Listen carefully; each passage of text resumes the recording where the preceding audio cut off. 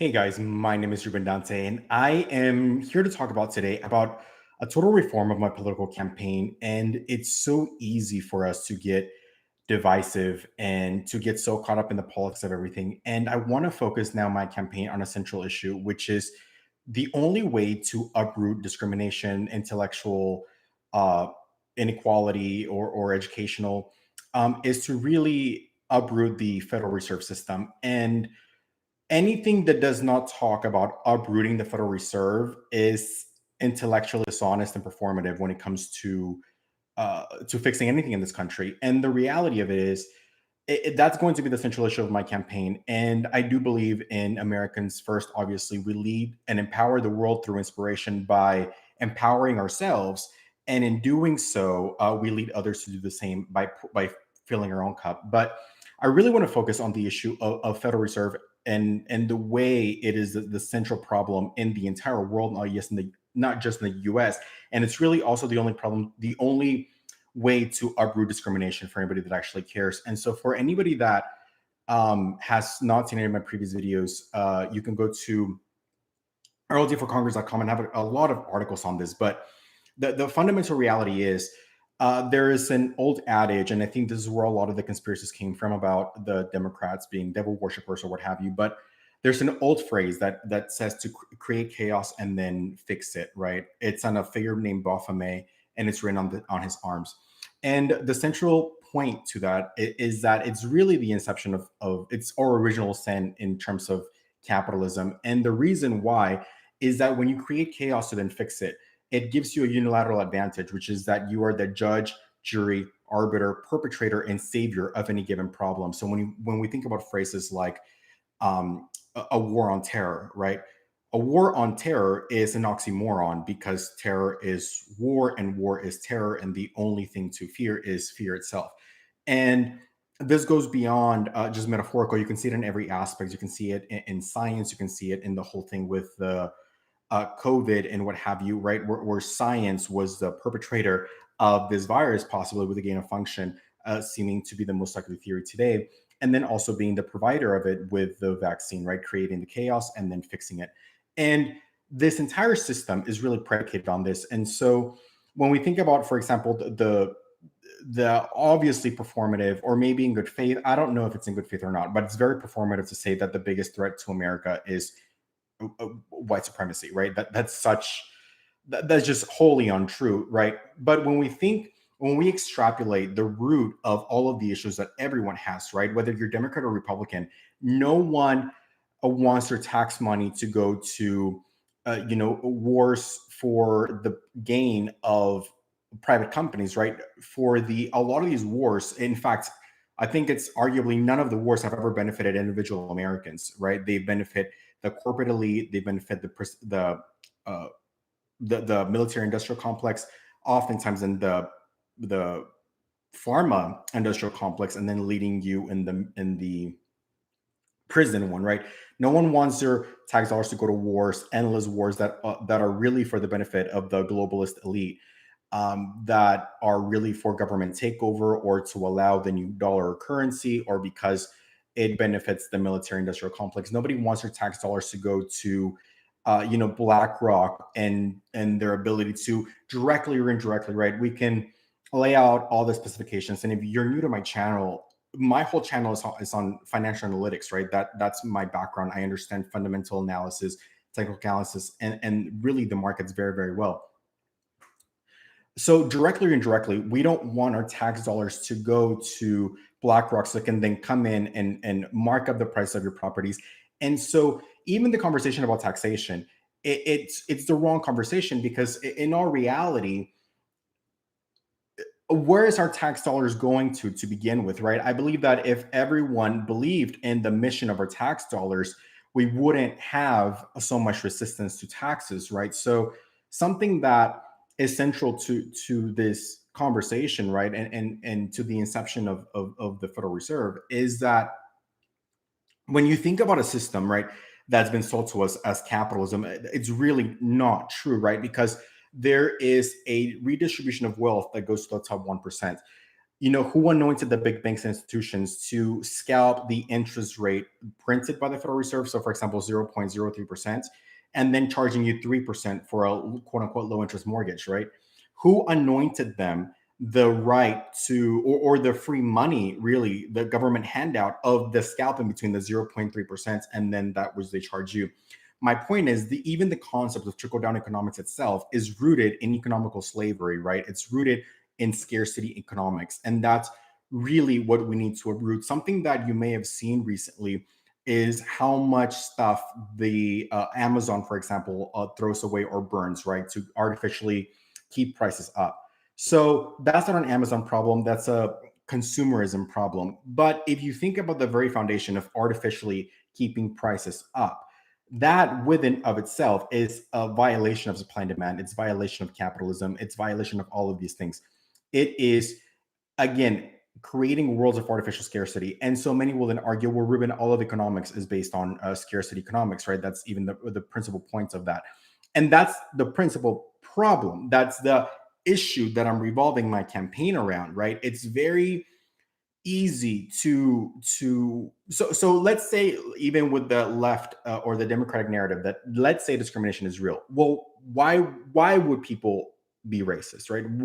What's happening? And the reality is, if you look, I fundamentally believe that no matter what God you believe in, we all come from the same one, and that trumps race. And there's a ton of videos on that I've talked about on my channel, so I'm not going to go into that. But just going from the performative wokeness argument, right, that there's just this discrimination from cis white men.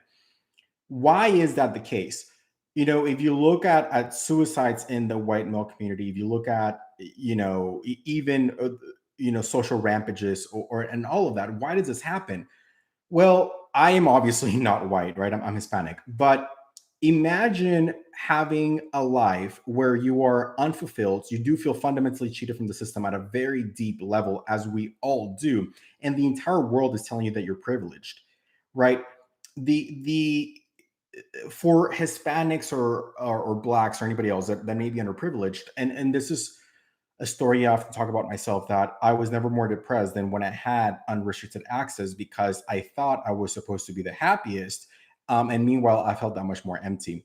So, in that standpoint, I can only imagine the cis heteronormative white male trauma, right, in this country, because no one that kills people is just happy, right? No one that's racist is happy or fulfilled or any of those things. Imagine when we talk about the letting immigrants in and open borders and reparations and all of these things, right? This is not coming from the top 1%. This is not coming from the top 0.1%. It's coming from a group of people that have already felt very suppressed by the system. And so even when we talk about the mortgage situation, right, that most mortgages were written between, I think it was like 64 and the 80s, like 97% by Fannie Mae and Freddie Mac were to white families. If you think about that, right, that means that all of these people were paying property taxes. 97% of property taxes came from, in this example, white men, right, or white families, right? So then imagine that is the very same group of people that have contributed the most to the economical slavery system that is, fed into by the Federal Reserve, that is perpetuated by the Federal Reserve. And then that it's that same group of people that are now socially being targeted as well as financially for the same. Now, I fundamentally believe in serious credit reform. I believe that all people should be entitled to houses. And while it may be true that uh, certain people, or in this case, the heteronormative Caucasian men in this example, may not have been subjugated to certain kinds of complications in their application process for their quote unquote race. The system that we're all operating under, it's still fundamentally an economical slavery system. It is, by definition, economical slavery. We are creating artificial scarcity, as we stated in the Amazon example, and we are then perpetuating by the media that we're going to take that artificial scarcity that this group of people contributed to, and now we're going to distribute that. Now, I do believe that everyone should be a homeowner. I do believe all of these things. Again, this is why I'm refocusing my whole campaign, right, in the only solution to upending all of the world's problems is to uproot the Federal Reserve System, keeping people in artificial economical bondage, right? And anything outside of that is fundamentally intellectually dishonest. That's why we have no solutions for these complex issues, because when you're a minority, right, you're told that, it's because of the white privilege and all of these things. They're as much economical slaves as anybody else, and they're not the problem, right? It's not your neighbor Republican that voted for Donald Trump that is keeping you in economical bondage. If anything, a lot of them may be the ones that are contributing the most into the system that then so many of us benefit from. And that is not to make a racial point, but just going off of the articles that have been peddled lately about, the disproportionate home ownership of white families versus black, and not to mention the Hispanics are never even in the picture, right? But um, the in that standpoint, if you are antagonizing someone that feels as much subjugated to and tribute by the same system, and then you're making them the sole antagonist in your narrative, it's going to fuel righteous indignation. And this is what I want to bring up to my next point. Something that I do regret, um, for lack of a better term, something I wish I did less of, was becoming so uh, politically, I think, mean, like on Twitter and stuff like that. And even if I wasn't mean, like it was aggressive, especially when it comes to the election. And to be completely honest, I am running on the Republican platform as a GOP candidate, as an American First candidate.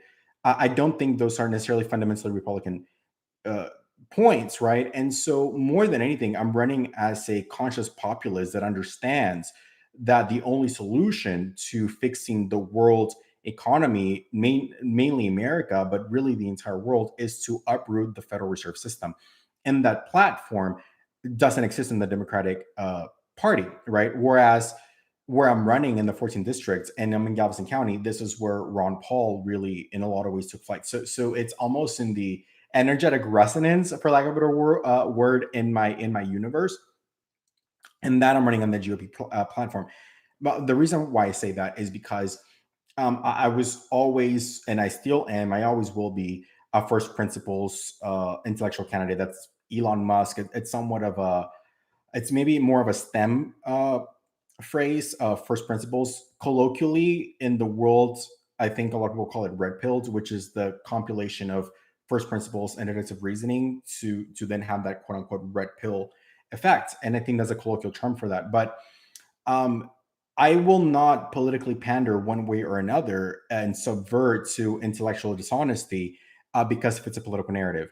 And so, with that said, I've never fully been Democratic or Republican because they are politically polarizing and performative fundamentally. Because again, there's only the ultimate truth, and the truth is neither partisan or complex. It's the lies people tell to subvert the truth that are partisan or complex. And so, in that way, both parties can be two sides playing into the same traumas to deflect perpetually from the fundamentally deep rooted issues of and the original sin of the Federal Reserve System that is, in fact, keeping people in that economical slavery by creating chaos and then fixing it, which is a Baphomet reference, right? And so, with that, I was pretty much Democrat. I long story. I made up videos on this, but I do relate mostly with the Republican principles. But I was pretty down the middle. I'm a populist, so I was pretty down the middle before the election. But then after what happened in the election, and my point for saying the next story is because from everything that I've seen and from a really unbiased, and the reason I say I'm unbiased is because if my quote unquote bias were to change, I would change accordingly, right? So I make my bias off of extensive research, right? That's my background is research and analytics. Um, uh, what what I believe became increasingly polarizing is the Joe Biden victory, and my point is not to antagonize the electorate of Democrats, because I do believe that they are very, for the most part, kind-hearted and compassionate people. but rather the way the media then polarized the very real concerns of the election and election integrity. Once I realized that, I did pendulum, honest to God. Like, that's what triggered me to pendulum very right. And I think a lot of people that were maybe like purple or down the middle, that are very rooted in just principles and just logic and good faith, I think the same effect happened. We're going to the election. Maybe I was, uh, more policy focused and maybe even neutral. After what happened in the election, I was very much not. And so, without going into the conspiracy of who and where and was it El Chapo or Venezuela, whoever, right? Without going into any of the conspiratorial stuff, if you just look at the degree by which the laws were changed to accommodate the so-called pandemic, either laws changed, subverted, or ignored, and the votes that were casted in those mediums via those questionable methods. One example that I put on my Excel sheet that I put on Twitter was, in Donald Trump lost by, or rather, was 43,000 votes away from becoming president from three key states. So if you extrapolate all of the conversation, all of the emotions, all of those things, and you break it down to first principles, he was 43,000 votes from becoming president again in those jurisdictions. If you just look at those three states, which, let me open up Excel, it was Georgia, Wisconsin. I mean, there's a couple of states that were pretty close, but in this example, I want to focus on Wisconsin and Georgia, for example. Um, and you look at, for example, their own laws where, some say that, deposits were cut off, or excuse me, votes were cut off at 8 p.m. Or at midnight. And then you look at the votes that were possibly counted thereafter. In this case, for example, Madison County, um, could have been, Madison or Shawini's County, excuse me, could have been up to 100,000. Then there was the contested legalities around whether the mailer should have been purged 30 days, and they're just saying, well, that's too late, and what have you. So again, these are well cited mainstream resources where judges just pretty much said, too late, we're sorry, it's a pandemic, whatever, or just didn't hear them. The margin of votes casted in these via these questionable mediums without any conspiratorial injections into it far supersedes the margin by which Trump lost the election, right?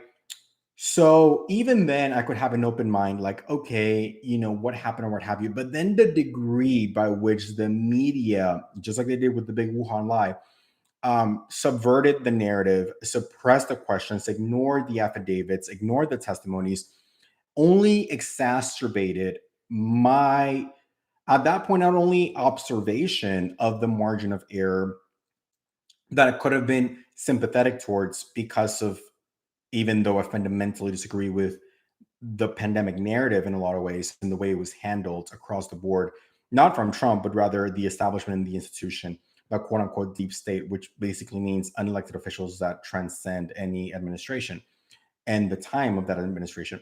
Just looking off of that, um, the way that was handled, the lockdowns, all of that paired with the censorship and all of these things, what before was just a margin of error that I could have had compassion and sympathy over in regards to the circumstance, no matter how I feel about the circumstance. I can go back to first principles, and without conflating all of these different things, regardless of my disdain and disregard as to how the COVID thing was handled, the people are people and it's not their fault. So what I would have been empathetic to, the part of that suddenly became something that I couldn't ignore. Suddenly, what seemed like happenstance became something that looked to be uh, systemically organized by the establishment and the institution.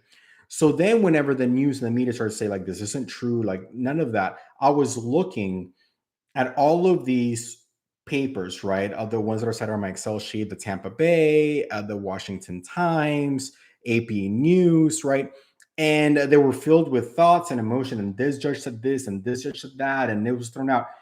But again, going to the very first principles, the colloquial red pill, and just looking at that, um, if you extrapolate all the emotions and the rhetoric and performative wokeness of all of it, and you just break it down to the fact that, okay, this was questionably against the law. The judge threw it out because of time frame.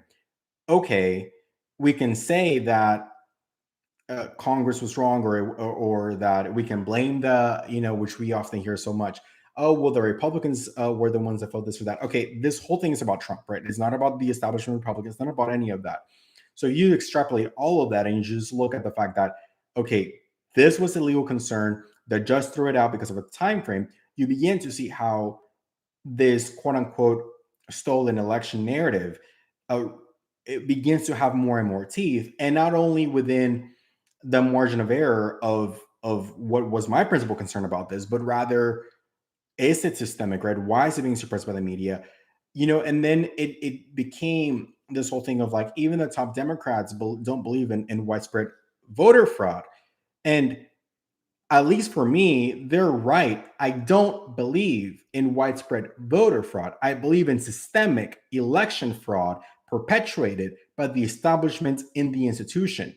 I don't believe that individual Americans went out and got their dead relatives' mail in ballot and filled it out for them. Just to be clear, and this is what I'm saying, my observation, my opinion from what I believe.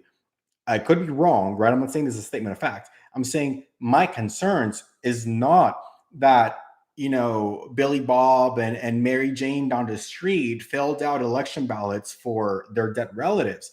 Is my concern is that there were all of these ballots in queue on standby from the establishment and the institution that then injected them wherever they felt was necessary or needed, and that those ballots did composite of these people, voter registrations or what have you. And we don't even, again, without even going into that, right? Just looking at the ruling in Florida that I guess the DOJ is now suing the government over, or suing Georgia over. They're doing 100,000 voter purge, right? A voter purge, which basically means people that moved or what have you.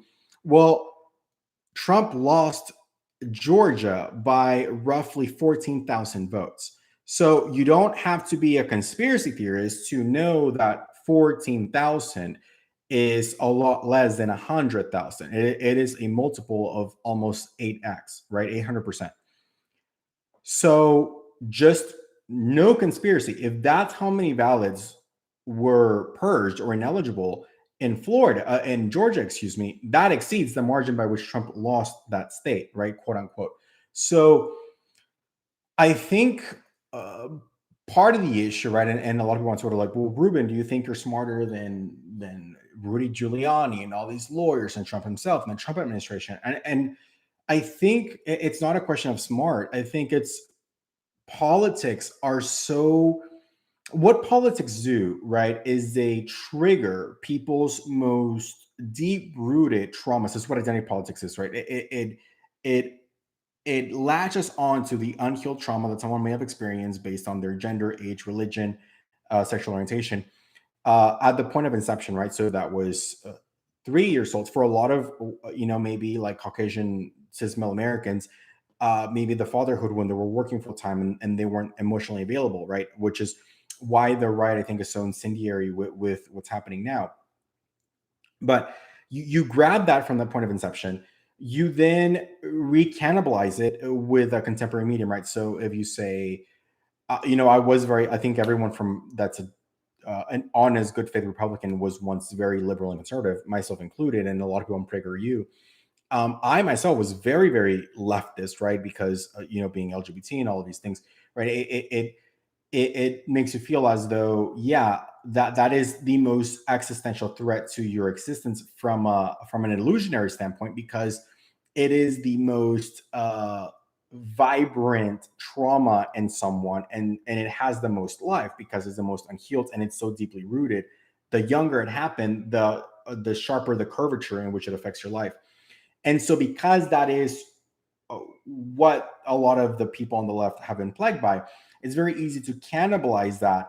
And so, what the Democrats have been successfully able to do, the establishment Democrats, is keep Republicans in a perpetual state of defensiveness, right? So, when you create chaos to then fix it, let's say that you are you believe in the fatherhood figure and the motherhood figure and how emotionally healthy and needed that is growing up for kids, right? And let's say that the first thing I tell you is you're homophobic, right? Immediately, your whole circuit, train of thought, like everything was just circuit broken and partitioned. And now that it's been partitioned, I can basically hijack the conversation and galvanize that pain on this side from LGBT people and put you on the defense and hijack your narrative because I now hijacked your train of thought, keeping you in a perpetual state of gaslight, right? Deflection, and never getting anyone to really listen to who you are as a person and what you have to say. They master that art. And so, uh, what the problem with this is that not only is it the antithesis of uprooting discrimination, because if you really want to uproot discrimination, you cannot mentally, emotionally, or spiritually bypass it, let alone gaslight it. And so, to really upend it, it's to remember that no matter what God you believe in, we come from the same one. And that way, I love Ron DeSantis and the 2 minutes of prayer that he's doing, or meditation, or yoga, or chewing gum, but giving people those 2 minutes of reflection. Um, to understand that first, to understand that the unique expression of whatever that God energy frequency source, Allah, whatever you believe in, how that is the source that powers your energy, your thought, your imagination, your creativity, and acknowledging and honoring that in another second, uh, understanding their archetypal wounds, triggers, traumas, a third, and then finally the chemical body that composites that person, which is their gender, age, religion, orientation, or otherwise. And until we get into the point, we're never going to uproot it. Um, but to get to that point, we have to get away from gaslighting and perpetual deflection and broken narratives, and to a way to keep people perpetually reactive and perpetually defensive and perpetually in a mode of survivalship, which is really where fear and greed and phobia and homophobia and racism and all that comes from, is to keep them in a state of artificial scarcity, right? Because now they're in a survivalship state. They're in a very rudimentary um, survivalist mentality, and so it's easy to cannibalize those wounds and then peg them against each other. And so the first and foremost, I think, to uproot any of that is to get them out of that economical slavery that everyone, even the 1%, right? Something that's interesting about the Jeff Bezos and all of these the quote unquote 1% of the world is that most entrepreneurship, and if you read like Think Congressional, all these things, there's a bit of a uh wildest dream kind of understanding that this is a divine circus, and so they are kind of the secret clown. Like there's this inherited attachment to a lot of their success. And I think is because from a rudimentary level, no one believes in what we pay taxes for. And no one's having the conversation. Where's our tax money going? Right? Why are we funding these endless wars and tribute of Americans? Right. So, something else that also was very polarizing was when people were saying, like, Trump said, we need to take back America. And then this whole false narrative that it's white supremacists saying that we need to take back America.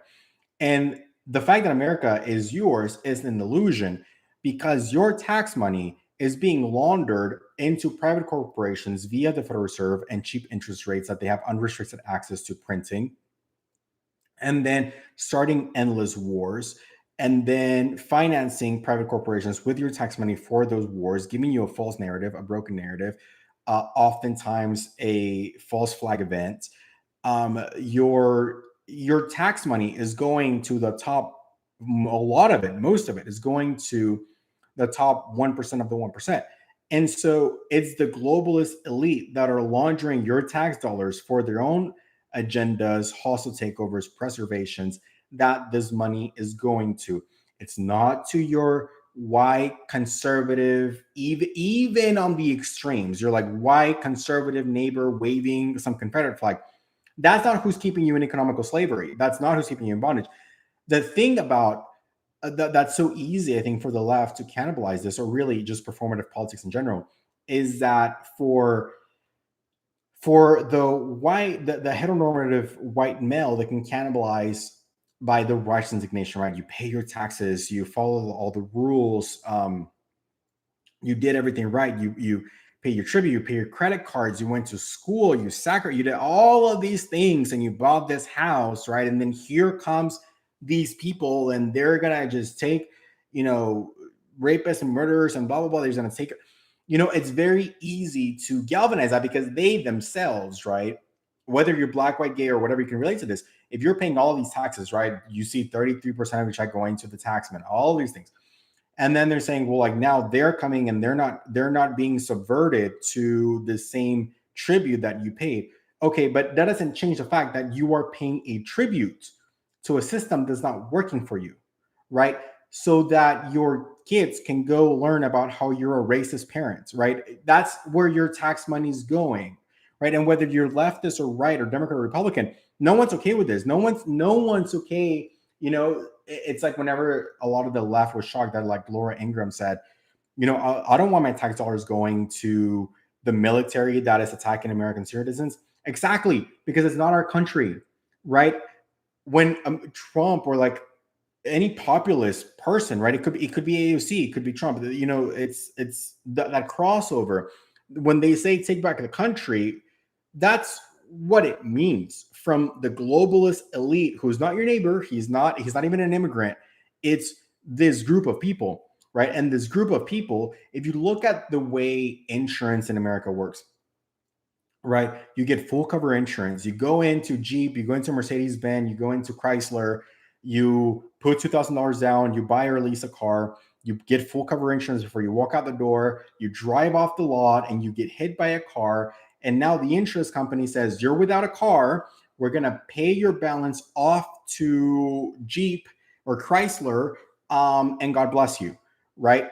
So why is it called full cover insurance when you're not remotely protected? Your principal wasn't protected. You're paying $300, $400, $500 a month, and you're not protected in case of an accident. You are paying for Chrysler to be protected, right? You took the hit on the credit system. You put the $2,000 down. You did all of these things, and really, instead of being full cover insurance, it should be called, loan protection insurance or something like that. My point for saying that is that the entire system, everything about the system, is not working for you.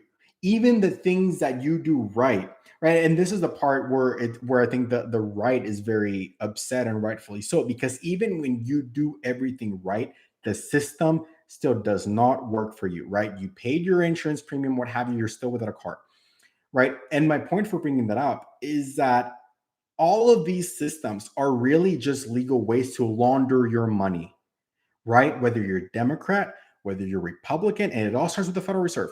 Whether you're Democrat, whether you're Republican, whether you're conservative, libertarian, leftist, whether you're AOC, Ilhan Omar, or Jim Jordan, it all galvanizes you the exact same way. It is all, you are a battery to pay tribute to the globalist elite system. And no matter how you splice or dice it, you're not protected, right? And every aspect, insurance is one example. Every aspect is designed this way. Look at medical insurance, right? We can argue about Obamacare, and we can argue about left and right and this and that. It's still the same economical. It still goes back to the Federal Reserve. It still goes back to the same economical bondage, right? And so these all of politics, right? And this is what Trump really awakened the masses to. And quite frankly, whether you like him or not, Trump offered himself as tribute to bring light and to mirror an entire archetype that he is bringing down with or without him in that sense. And what I mean by that is, even if he's all of these horrible things everyone portrays him to be, right? Even if he's all of these things, um, we wouldn't even be having this conversation if he wasn't president, right? It just wouldn't have happened.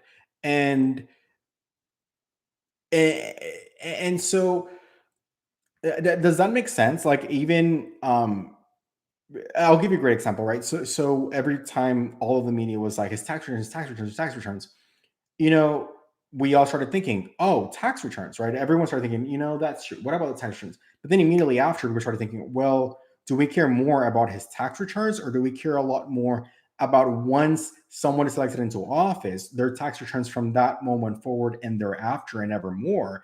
Like, is Kristen Sinema getting a back end deal for voting the way she's voting? Is she?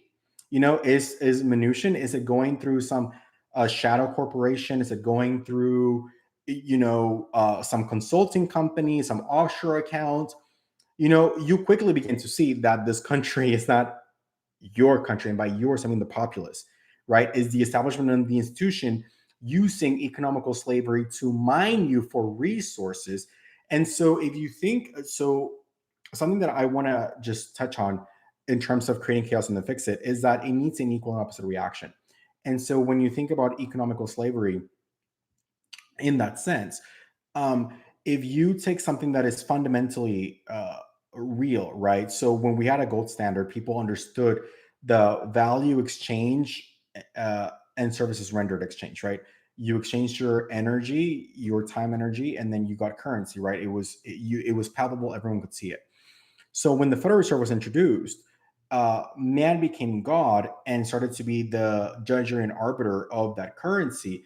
And because they were fabricating this currency, they could artificially or delegate who got which bulk, and they were able to essentially allow banks to scalp between the printing of the money and the way it was loaned to people and what have you. And so now there was no correlation between price parity index or GDP and the creation of the dollar. So in order for the artificial sustainability to work, right? In order to create chaos and then fix it, right? Everything is um, the war on terror, right? You're the false flag event. You are then the perpetrator, the judge, the jury, the arbiter, and the savior, giving you that unilateral advantage because it is a false narrative. It is a matrix essentially that you created, and because you created every aspect of it, you're in unilateral control of it. Now, because that is artificial, it is not rooted in first principles. It is not rooted in supply and demand. It is not rooted in a demand for a product. Um, for its artificial sustainability, you need an equal and opposite reaction, right? So when you talk about like a deal with the devil or like devil worshiping or anything like that, or money being the root of all evil, it has to do with the fact that now you've created this matrix you're in a unilateral control of, and to sustain that false narrative, you need something equally false. And thus, the Federal Reserve is that injection, it is that life that it gives them the matrix, the artificial system, the parasites, right? It gives the life to the parasite to mind the host. And so, with this understanding and with the system, what becomes obvious is that everything about our world is in servitude and in tribute to that host. The way you pay insurance, think about everything that quote unquote builds wealth sells or defies time. You buy out income property, you are renting that in 30 increments. Why? Because time is a relative construct. So the only thing that is real, right? The first principles, the only things that are real are the things that can actually build wealth. But people are not programmed that way by design, right? Insurance companies, they sell you a product in 30-day increments, even though time is relative. Options contracts, they sell you 30-day increments or 90 or whatever, in the stock market options contracts. The car insurance company, right? You paid in 30 cycles. Medication, you paid in 30 cycles. Even though you are the host that is giving life to that subscription method, the original subscription method is the health method, which is why it's not designed to ever heal you, but rather to keep you in bondage and as tribute to this artificial system of uh, of printed money, right? The artificial God that is giving sustainability to the judge, jury, arbiter, perpetrator, and savior of the false narrative of the artificial matrix. And so that's why I say, by first principles and deductive reasoning, any conversation that does not revolve about around uprooting the Federal Reserve System, which I have a policy of how it would fix the entire world's economy in in a week, right? You margin call and you assign the Federal Reserve. Just a quick recap of that video. It's somewhere in this channel.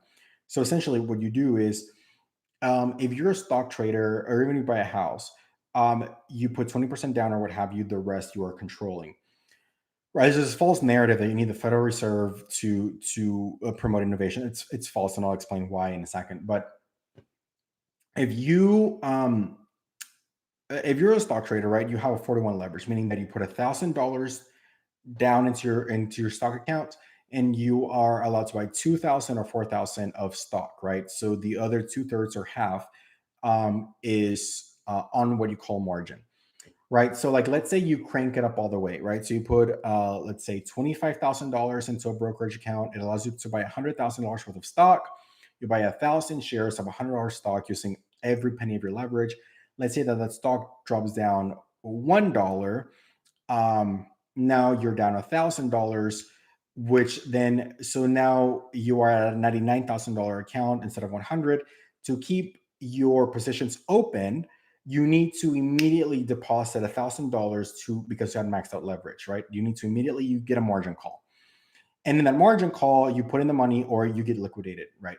So the way to fix the entire world economy and to uproot the core of economical slavery and discrimination and all of it is you issue a margin call to the Federal Reserve and the world banks, requiring them to put down uh, the same. So all things being equal, in true democratic capitalist fashion, all things equal, either the same interest rate that the average person gets, let it be 3.8 or whatever, rather than the 0.00 that they borrow at, and you assign that immediately. So assignment is whenever an option contract expires, and essentially it says you need to put up this money right now because you've been assigned to your option contract. So for every dollar you deposit into a bank account, they can print up to $10 or so, and that's not including derivatives, CDOs, and all of the other things that they end up doing with that, right? So out of $1, let's say they print out that 10, right? So then you have $100,000 mortgage, and they write $1 million worth of mortgage, 10 to 1, with that $100,000 you deposited into your account, right? So you issue an immediate assignment saying, World Banks, JP Morgan Chase, Federal Reserve, all of you put up an immediate margin on the assets, on the debt you're holding, on everything you're controlling, right? So if you have $1 trillion of home loans, you better put up $250 billion right now at fair market value interest rate. And we could even do a 10 to 1, right? Classic 10 to 1 for all derivatives and principal. 10 to 1 at fair market value interest rates, because you are no god and you're not anointed with free money while charging everyone else, being fundamentally anti-capitalist, right? That is the embodiment of redistribution of wealth, right? So immediately the banks would have to put that money up, right? So you don't have a quarter, in this example, you don't have $250 billion to put up for the debt you are holding. Immediately that debt it trickles down, right? This is trickle down economics at its core. And it trickles now at a now deflated rate, right? Because now we just knocked down the highest bubble. It's like a reverse pyramid. We just extrapolated the highest bubble of derivatives and artificial inflation and synthetic CDO, synthetic money. So it goes down the reverse pyramid on the second layer. So let's say in this example, the Federal Reserve, then Citibank, JP Morgan, whoever, can you put up now that deflated amount at a 4 to 1 to control that asset? Oh, you can't. Insolvency, trickle down again. Oh, local credit union, can you put up the now deflated 4 to 1? Right. So with everything, with every aspect of this chain, you are blowing up the bubble, right? You're popping the bubble, and so it's becoming increasingly deflated. I want to bring up this point before I forget. I hope it isn't confusing, or without confusing or giving you too much. You know, the problem with inflation, and it exacerbates this K-shaped recovery, is because if you're holding debt, right? Like, let's say I have a mortgage and I have a car and all these things. Uh, the more inflation happens, the more it benefits me if I'm a savvy investor, if I have real estate assets, because essentially, if we have a 30% inflation, my debt just went down effectively by 30% of fair market value or GDP, right? So if you're controlling assets, it benefits you. Whereas, again, why it will solve discrimination too. If you are in debt or anything like that, or you're not in some sort of uh, what's the word, rent control unit or something like that, you're screwed on the system. So, but by and large, a deflationary period would benefit most people because you have more purchasing power. So so going back to the principal point, right? So you have the top layer, now that bubble's been bursted.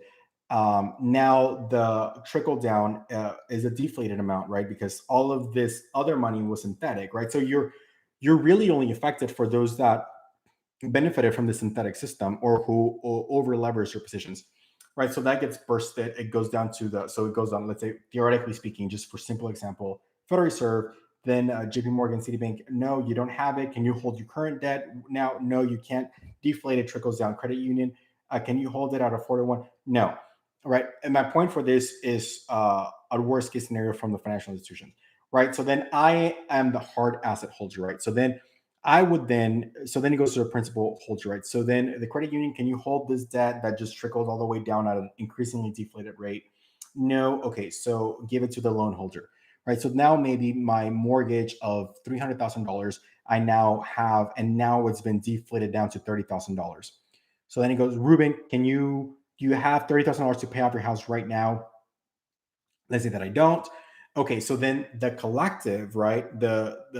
And my point for this is that if we were going to keep the Federal Reserve authentic or what have you, especially during COVID, all of the money printed would have been distributed again in favor of every Social Security account holder, right? If you're an American citizen, we printed, let's say, $3 trillion. That gets divided around amongst the 360 million Americans at an equal rate. That would be equal capitalism without the weighted slanted hand, or all interest rate would be weighted to everyone accordingly, meaning that if you're a Black American with little to no credit, let's say, you could borrow from the Federal Reserve at the 0.00 whatever interest rate.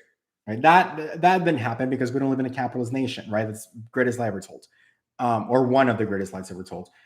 Um, so what this would then do is that it would really bring capitalism back into the local economy. So if I couldn't hold the debt, let's say, it would then go to, for example, um, my Texas City, right? Like, let's say if I'm in Texas City or in Galveston. Okay, so then they hold the debt at whatever um, people are willing to invest in it now at a deflated rate. And so then I can pay them back the restructured 30-year mortgage. So 30,000 over 30 years. So with this first principles campaign, it would also unwind all of the tax system as well. It would unwind the property taxes. Why? Because you don't pay taxes over things. You don't pay tax over your iPhone every year, right? You pay a consumer tax because you're consuming the resource, right? So it would go back to first principles. And so then the question is, well, if we were to do that, then we could only fund our privates or schools, but we don't have all this money. The point with first principles is to extrapolate all of the fat in the system, because that's really where corruption lies. Going back to the example about how insurance and all of these things are just legalized fraud, legalized bribery. All of our governments are or crime organizations, like you can see in my YouTube, on my Facebook post, where I cite the federal definition of a criminal gang, and by every definition of the FBI's website of a criminal gang, the political parties meet every definition of criminal gang. All right, so it's not my opinion. It's if you just go by the FBI definition of a criminal gang, the political parties define it. The drug dealing with the scalping from pharmaceuticals and what have you. But I digress. But when you extrapolate all of the fat from the system, right, then we can focus on, okay, we don't have enough money for our schools. Well, do we value education? Do we value institutionalized education, or do we value standardized education or establishment education? Right. I think at this point we can all say that we don't really value the education that is being provided to us. And so then we go back to, okay, well then, if we shouldn't be using schools as babysitting centers, right? We could agree with that, right? To try to use them as babysitting centers would be to solve the wrong problem, right? The problem is, why do we live in an environment where someone cannot take care of their children, right? So when you go back to first principles, it extrapolates the fact, the corruption, the arbitrage, the excuse me, that's a financial term, the fat out of the bureaucracy, excuse me, bureaucracy. Um, and so then, okay, do we value education? Okay, so how do we streamline education using the technology we have? Right. So can we scale the things we value? Right. Can we scale the efficiency? Do we talk about teachers being able to teach via Zoom or their parents or what have you, this basic framework, and then we can draft something online where teachers can scramble exam questions and then an online grading system that then cuts the fat of the bureaucracy in people's everyday life. So something that I guess an occult principle is breaking your days down into mini days, and that's how like the luminaries of the world, like Ford and all these people. I've also been sidelined to a lot of being in Hollywood and growing up the way I did and running away from home. I was sidelined to a lot of these uh, principles of I guess if you look at science, right, at the scientific method, you look at you're the observer, right? So you're observing this card looks blue, right? So why is it blue, right? So then you begin to ask the questions. And then, by the way, what we have Fauci and television doing today is not science because you're not allowed to scrutinize a question. That's fundamentally not science, that's tyranny. That's tyranny. Science, you're allowed to scrutinize a question into oblivion from all perspectives. And so the problem with that is that if you ask the wrong question, you're further encapsulating yourself in a deeper matrix because science is limited by the level of perception of the observer, which is the inception of the scientific method. If the observer has a very low level of perception or asks the wrong question, everything that transpires thereafter is an increasing prism and matrix of a broken foundation. My point for explaining that, other than it also perpetuates creating chaos and then fix it and the false narrative in the matrix, is that everything that asks the right question will be considered occult or metaphysical or esoteric. So by that point, the concept I'm saying is occult or metaphysical concept of time and all of that. But breaking your days down into mini days is something that is somewhat of an occult. I guess now it's more mainstream with like, I don't know, the secret and all of that. Um, Actually, that's a different video. I'll get into that in a different video. But it's revolved around solving the wrong question. But going back to the teachers and efficiency, because so much of the elite were able to scale efficiency at that time by breaking their days down into mini days, meaning that for 2 hours a day, I will do nothing but respond to emails, right? Without interruptions. Then circuit break every 2 to 4 hours. 4 hours, you have to circuit break. Um, because then the brain and take a 30-minute break, and then for the next 4 hours or 2 hours I'll do the political campaign, circuit break, 20-minute break, and then resume to my trading and investing or what have you, right? So they can scale efficiency by productivity, which again is first principles is red pill. Red pill also dances with a lot deeper into energetic resonance and all of that, but by going into that, it does at least go back to first principles, so people can actually focus on the things that matter to them. And in terms of the final point that I want to make about the false narrative that you need the Federal Reserve to invest in innovation and efficiency and without future projections, it's a false narrative. And I'll tell you why. Because if we collectively, like let's say we extrapolate the system, if we collectively, if our neighbors get together and say, you know what, Ruben, by supply and demand, we want a technological or a computing platform that will not spy on us, that will not censor us, and we want it homemade because we don't want the neighboring county to embed software to spy on us or the Chinese to embed software and spy on us. So, who here is a computer programmer and can, based on organic and true supply and demand, is this a need that we want? Yes, we want a sovereign computer system that will not censor our political speech or otherwise. And by demand, let's put our dollars together to finance this neighbor right here, replace his salary of $60,000 a year. We put our coins together, we hold him accountable, or what have you. And because he's got a passion for this, we invest in that. And then once this is we we finance him essentially collectively to invest in this that we desire, and then when it's done, then we uh, price the license in a way that is scalable to compensate him for his work. So then, if the neighboring counties wants the same thing, then we price it to compensate us back on the return on our investment. So many people say that we live in true capitalism because people can invest into JP Morgan, meaning that it's fine that we have the Federal Reserve because you can buy shares of JP Morgan Chase. First of all, the way that's benefiting and the way that the members composite ownership of the Federal Reserve is its own rabbit hole. But without going a ton into that, if you just look at the dismantling of the Federal Reserve, and uh, you can theory will say that they can you can buy on future projections and what have you. So you can buy shares of JP Morgan Chase, and in capitalist nature, we all partake in the benefit of these private institutions that uh, this crony capitalism, economical slavery, artificial scarcity benefits the big corporations. And as a trader and investor that's outperformed the S&P 500, that knows this well very well, I can tell you that is absolute falsity. And I'll explain to you why. Because that implies that, let's say, they create chaos to then fix it. They start an artificial war with an oxymoron narrative like war on terror that never ends because that is within of itself an oxymoron.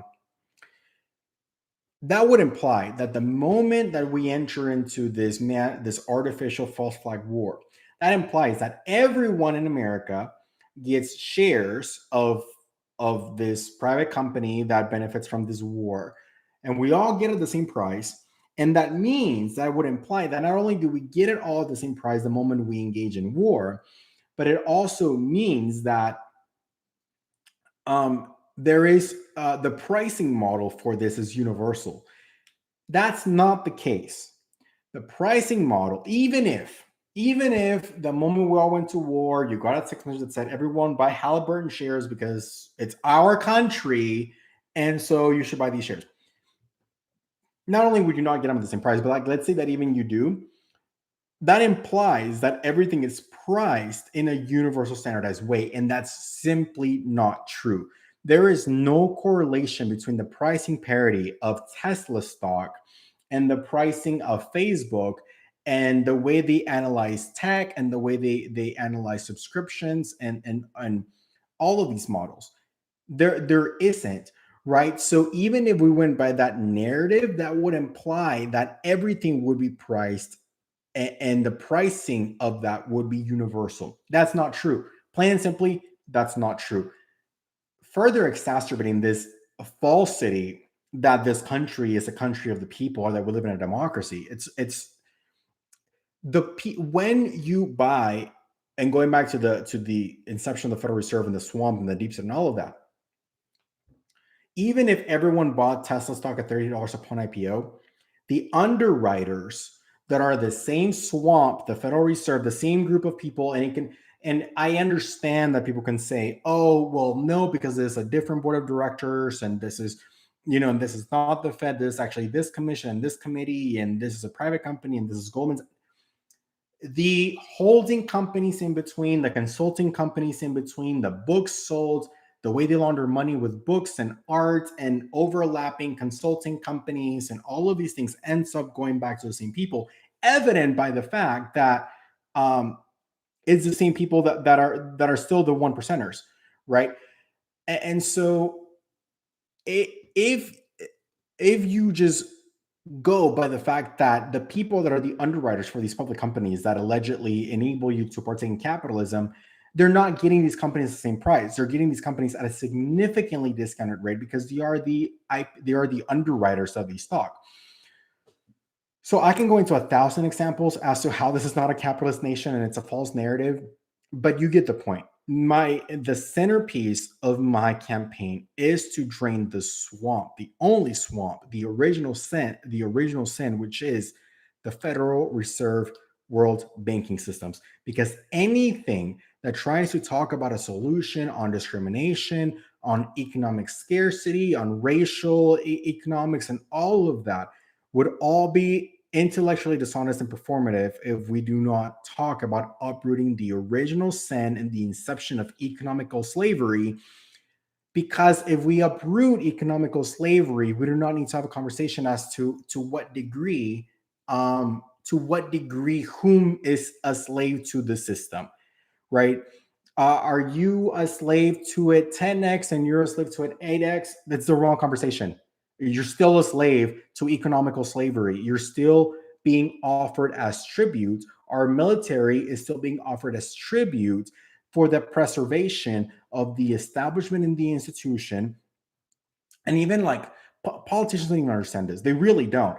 Politicians think that, oh, you get $1 million from the insurance lobby, and the insurance lobby tells you that this is just that you don't pass Obamacare with this. No, no, no. It's not what they're telling you. It is the person that hired them, that hired that person, that hired that person, that hired that person, that said, we need to keep people in economical slavery and perpetuate a system of bondage. And your role is to tell them that the pricing models for the way hospitals charge for leasing. Another example that's just not capitalism, right? Is by supply and demand, do we value the real estate in which the hospitals are built at a 10x value than the skill set of the doctor? No, we don't. We don't. Do we value the artificial scarcity of only creating 10 without going into the rudimentary issues of cancer? Do we value the artificial constraint and contraction of uh, chemotherapy machines to artificially inflate the price to uh, weigh the value of hospitals and the arbitrage of and the scalping of that system and the artificial cancer machine? No, we don't. We don't value that. But the thing is, it's so when you talk about a deep state, right? Like, and the semantics of language, you're really talking about unelected. Like, how many of you guys knew who BlackRock was before 2 months ago, before a month ago? No one, and yet they own almost everything. Why is that not in the mainstream media? Because it's performative. It's meant to. The reason it's on the mainstream media is because the owners or the person who hired so and so, like, I'll give you an example, right? Let's say like the Cuomo's, right? Let's say that he came from elite university where they were groomed with a narrative, right? Again, going back to what kind of education do we value? Let's not even dig into that, right? He gets his teleport. They hire the archetypal residence that was inclined to go to this college that is sympathetic to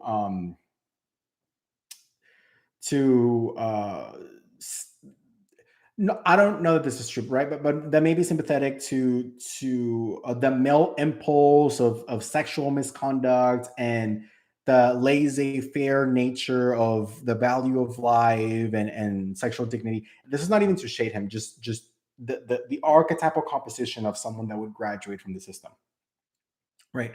Um, I'll make myself an example, right? Being in Hollywood and wanting to be an actor, it begs the question: what kind of person would want to be a celebrity, and what is their archetypal composition? What is it that they are lacking from a emotional level, right? Are they lacking the fatherhood? What are they lacking that would want them to become famous? Then you create a system where they have to audition into oblivion, and it's so degraded or what have you. So by the time that you get casted, you've already given so much of your sovereignty and essence and energy into the mechanism of that system that you're not going to fight it once you get in, right? So going back to this kind of example, right, of the Cuomo's, right? So you hire the archetype that is already has this set of uh, sympathetic nature, this set of archetypal trauma, and this set of value, and then you put them behind a teleprompter, and then you let them free form based on that archetype that you hired from these elite groomed institutions, right? But then you can say, well, who writes the teleprompter, right? It's not Cuomo. Let's say in this example, I don't know. He might be his own writer. I don't know, but Who hired the teleprompter guy, right? And who hired the writer? Okay, well, the studio. Who hired the studio? Well, the executive. And who hired the executive? Oh, the shareholders. Okay, and who are their shareholders, right? Is it a shadow company? Is it, like, for example, every YouTuber has to disclose if this video is sponsored by so and so, and you can get severely penalized. But media is not treated the same way. So we don't know who these shadow shareholders may be, right? It might be a Chinese corporation through a shell company, a C corp that owns CNN shares. I don't know, right? I genuinely don't know.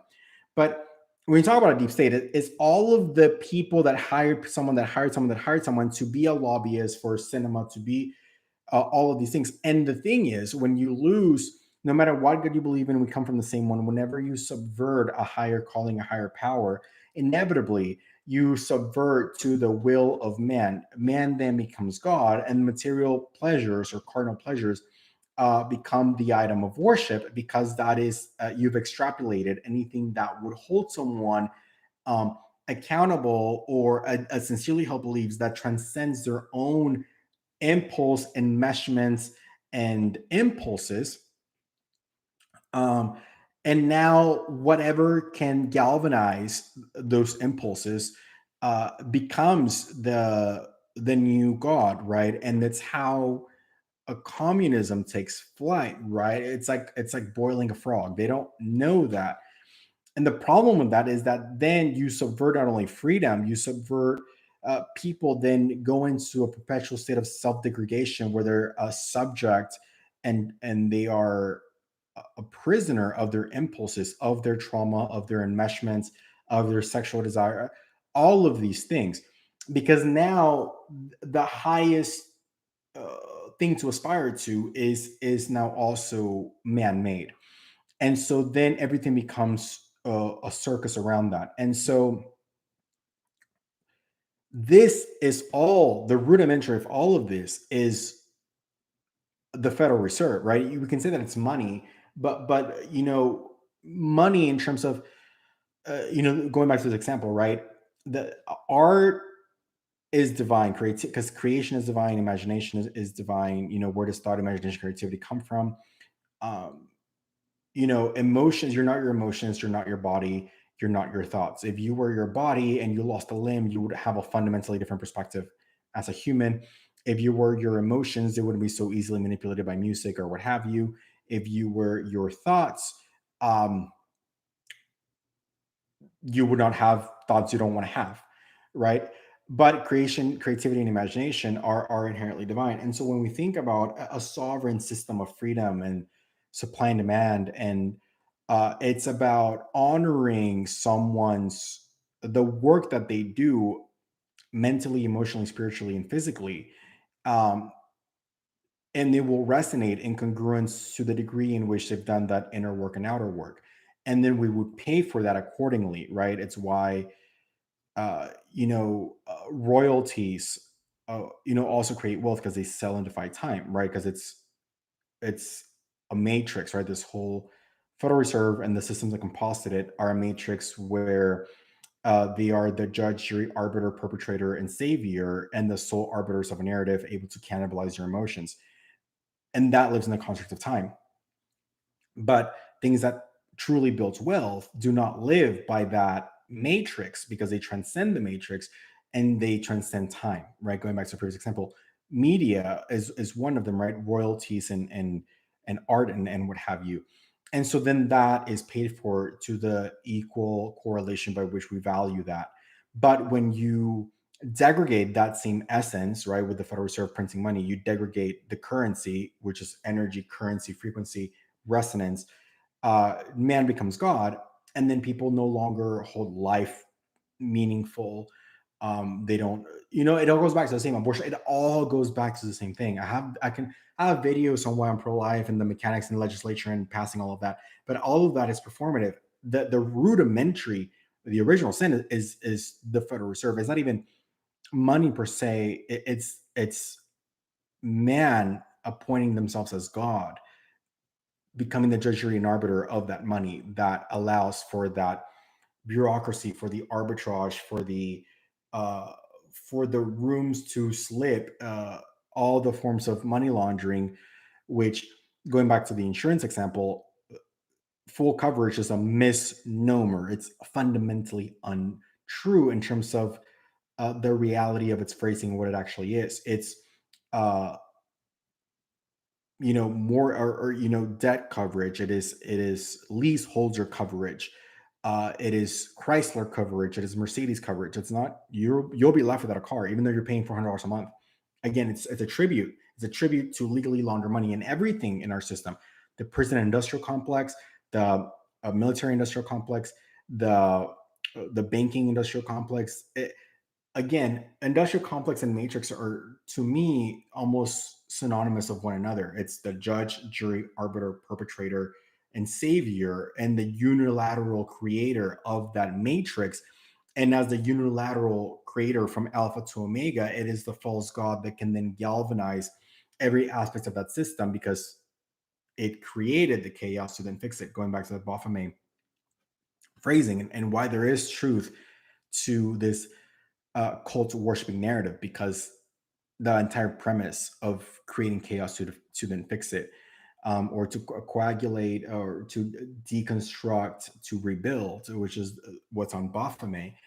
It is an occult principle of artificial sustainability of power, and it is a cult. It is a statement, factually, as a statement of fact. It is a cult, um, and whenever people speak against, like, quote unquote conspiracy theories, and without going into the origins of that, um, you think about a system that uh, uh, says, like, all these people are crazy because they, like, believe in the devil, or like there's this devil, and it's like, well, how do you define devil, right? Because when you think about, like, angels and demons, right? Humans only know the world from their level of perception, right? Like, my background is finance, right? But before awakening, but it's, and so from our level of perception, humans can only see three photoreceptors. We cannot see gamma rays, x-rays, radio waves, all of these other interdimensional things, and things that we know exist, but we can't see them. Just because we cannot see them doesn't mean they don't exist, right? So, what is the difference between radiation that you cannot see when you're getting chemotherapy, and when you're being tanned by the sun, and when you are, obviously, one is a lot heavier than another one? So, when you talk about angelic resonance or demonic resonance, and you see, like, the fluttering wings on an angel, or, like, at a church or something, that is the visual resonance that can best be conveyed to a level of perception of the human, that conveys the vibrational emotional resonance that it infatuates within a person, right? Archangel Michael is a very specific resonance that is angelic, but it holds accountability, right? It is uh, Jesus is an archetypal resonance, it's a very specific resonance. God is the principal source that powers no matter what God you believe in, science, frequency, Big Bang, whatever the inception of the creation of that source that powered that, powers you and everything else you see. Um, the demonic resonance are chaos working, artificial sustainability. They draw from fear, they draw from anger, call it electromagnetic frequency of the heart, call it endorphins, call it um, oxytocin, call it whatever you want to call it, right? It draws, it's like the difference between, like, histrionic or borderline personality disorder and, like, succubus. It's the same thing. We're referencing the exact same thing. One of it is a religious context, one of it is a psychological context. The underlying mechanisms, the demons that composite that resonance is universally true. It could be the fatherhood wound, the attachment, the enmeshments, all of these things, emotional incest, all of these things composite is the same thing that composites the succubus, that composites the histrionic or the borderline, right? It's the same archetypal resonance. The narcissist and the incubus, same archetypal resonance. The what we're communicating on is the same outcome. The verbiage we're using is different, right? Um, So the demonic ones, right? Their service to self. They lure you with illusions of pleasure, and the reason they're illusions is because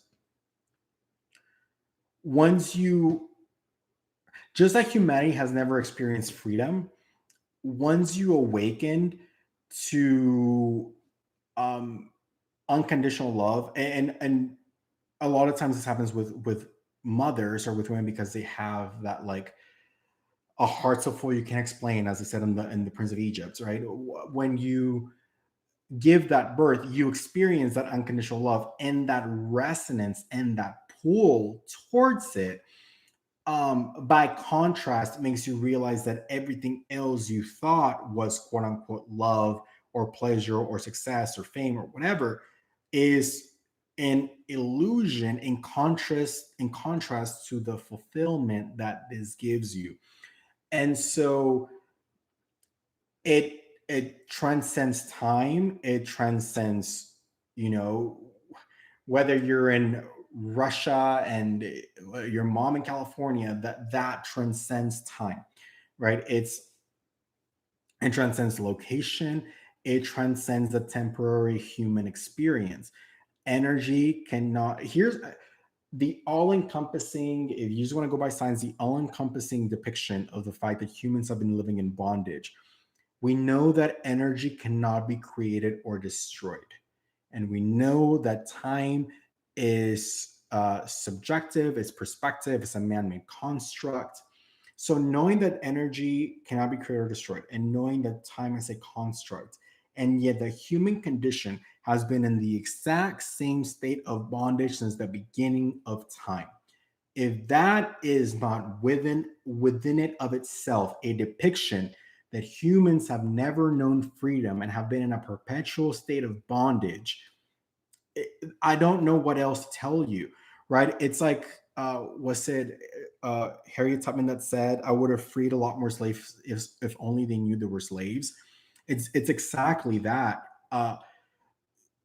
The human, energy cannot be created or destroyed. The time and space is relative, and yet the human condition has been exactly the same because of the economical slavery that humans have been subjected to, and now is unilaterally perpetuated by the Federal Reserve. And until it's the only conversation worth having, whether you want to talk about, uh, why is abortion such a hot topic? Because we live in a world that is so deeply attached to the material impulse of any person that also doesn't value life because of the perpetual state of self-degradation that we've been in, because we've been in a perpetual state of bondage. If you want to talk about economical slavery or ending income disparities or what have you, you uproot the Federal Reserve, and you remove the invisible hand that has anointed the banks free government handouts between the printing of the money and the rate in which they loan it to, making, Warren Buffett, right, the economist out there, who is, the secret to the eighth wonder of the world is compound interest. Maybe the first wonder of the world in this world is compound interest. They have been scalping free money since the beginning of time, right? Or since the beginning of the Federal Reserve System, right? That is them being anointed of free money. You uproot that no, we talk about draining the swamp. No one voted. Who voted? You voted for the Federal Reserve or for JP Morgan to scalp that money between the rate it's printed and the rate you borrow it at? No. Did you vote for Anthony Fauci and his gain of function research to then create a gain of function virus, to then create the chaos, to then create a vaccine, to then fix the chaos? Did you anoint uh, the Bill Gates to transcend security exchange violations of investigating a virus that his institution openly says it does? The Bill and Melinda Gates Foundation openly tells you their role is to investigate and to do pandemic studies, right? Then they know that this virus is coming, that a pandemic is coming. Then with that privileged information, they have a discourse on this in 2019. Then they go and they buy stock, with privilege, they buy stock with the privileged information that they themselves investigated. They buy stock ahead of something that they themselves have known that it's coming. Then, without a medical license, go out and tell you to buy the solution to the problem created by the science and its gain of function. Then they tell you to then they create the solution, and then they capitalize. Not only are they holding you in tribute, and they're the create chaos so then fix it, the judge, jurors, arbiters, perpetrators, um, and saviors of the unilateral problem they've created, but now they've also capitalized every step of the way, right? That is a microwave depiction of how the Federal Reserve has benefited from this since its inception.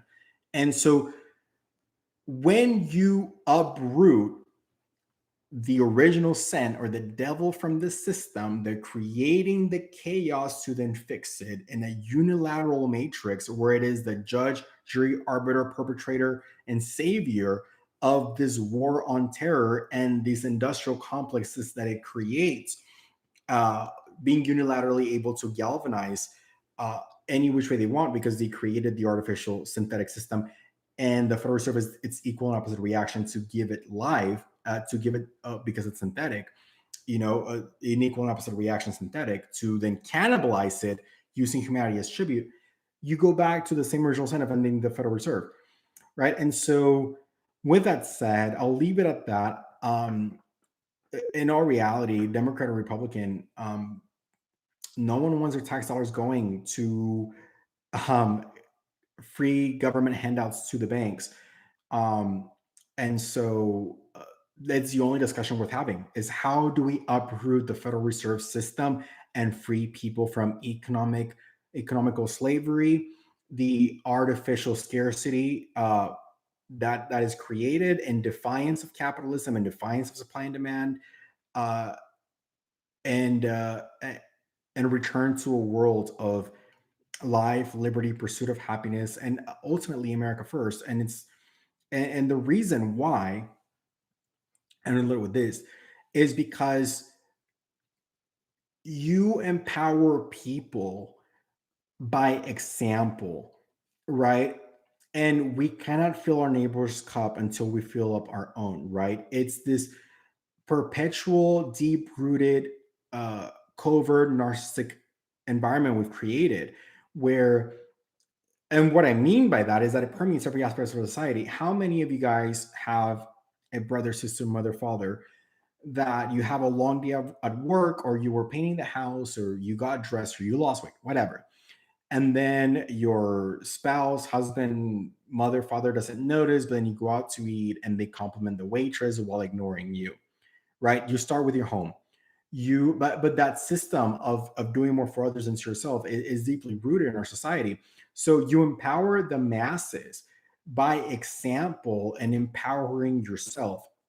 And in America First is that no matter what God you believe in, we are one nation under God, indivisible, with liberty and justice for all. And those ideals and that value that transcends gender, age, race, religion, and sexual orientation comes above and beyond the illusion of separation, right? On a more diluted perspective, we can talk about the velocity of dollar in different demographics, like in Hispanics, the dollar goes like 6 or 7 times around before it leaves the community. In Jewish communities is very high, in Asian communities is very high. So if nothing else, by the velocity of the dollar, if we don't put America first, we will uh, by calling people artificially racist, we will lose the country by simply exportation of the dollar by people who do put their own groups first. And it's why the way to beat America, the way to beat discrimination is to put the fact that no matter what God you believe in, we come from the same one and we are one nation under God, indivisible, with liberty and justice for all, and taking care of our own first, and then by example demand the populace around the world to demand the same by showing them what that looks like. It's why I believe, I mean, it's also why on the Republican platform, the right to bear arms, individually empower yourself, and in doing so, you empower yourself and defend yourself collectively, individually, then collectively, the ideals against all enemies, foreign and domestic. One of the first things that a lot of these tyrannical governments do before their degradation, it happened in Mexico too, is that you take away their arms and then you can do whatever you want because people cannot defend themselves. And this false narrative that people can beat that because of flights and or because of F-47s and whatever. Those bombers or these tanks and what have you cannot go in there and take your house. They cannot. It's a false narrative, right? But you defend yourself by personal empowerment, personally knowing thyself, and empowering yourself first, uh, leading through by example, then rising to leadership and taking care of your constituency in a sovereign democracy, where you become a servant leader or you are the example you want to see. And it's not an anointed, it's not a stolen election, it's not any of that. G. Young said it best. You um, know thyself, take care of yourself first, lead the masses, lead by example, as a social memory complex, uh, and as a collective, embody that in American ideals of life, liberty, pursuit of happiness, as one nation under God with more in common than different first, and then empower the rest of the world by example, not false flag events, not wars, or all these other create chaos and destroy it, and create chaos and fix the narratives of wars on terror and these oxymorons that'll never come to an end because they're not supposed to, because it's a matrix. It's a system of judge, jury, arbiter, perpetrator, and savior for unilateral control of the narrative to exploit your emotions. And so, with that said, it's the only conversation I think worth having. You uproot that, and you uproot the motive that would lead someone to want to steal elections and preservation of power and political and performative wokeness. So with that said, love you guys. This video went super long. I need to cut it down or extrapolate parts of it, but I love you guys. Thank you so much for watching. I would appreciate your donations. I'm funding all of my own campaign. All of my policy you can see on rldforcongress.com. And you can donate on my official Win Red. You can just Google Win Red, Ruben Light, and Dante, and can donate there. My dollar goes a long way in awakening the masses, not even just to my own campaign, but every dollar, it's to awaken people to these realities that they cannot unsee. And it ripples through a collective, and these messages that the Republican Party fundamentally does believe in, or the platform is based on. I don't know if the party members still believe in these things, but the Republican platform that was based on freeing the slaves and all men being created equal and uprooting the Federal Reserve and all these things, those messages are clearly conveyed in every dollar you donate to my campaign, because my campaign is not about antagonizing so much other people versus like, this is a problem, this is a solution, this is how the problem works, this is how we got here. And they cannot unsee that. So it transcends even my own campaign. So with that said, I love you guys. Thank you for being here, and I'll see you guys in the next video. Bye.